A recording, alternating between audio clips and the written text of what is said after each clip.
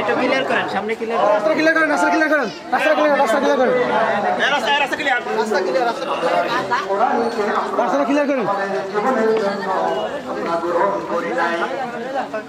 তাহলে কোরআনকে জীবনের জন্য জীবন পরিচালনার জন্য যারা কোরআনকে গ্রহণ না করেছে তাদেরকে জাহান্নামের দিকে তাড়াই দিয়ে যাওয়া হবে।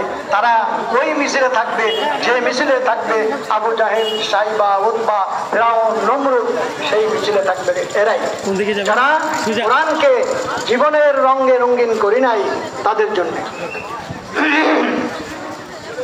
তাহলে আল্লাহ তাআলা কোরআন একটা বিধান, কোরআন একটা সংবিধান।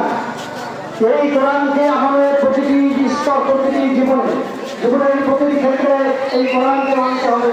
কেন মানব? আল্লাহ লাহুল খালক ওয়াল আমর, সৃষ্টিকার আইন চলবে তার, এই স্লোগানটি আমাদের অন্তরে গেঁথে দিতে হবে। সৃষ্টিকার আইন চলবে তার, এছাড়া আর কারো আইন এখানে চলবে না। বলেন রাজি আছেন?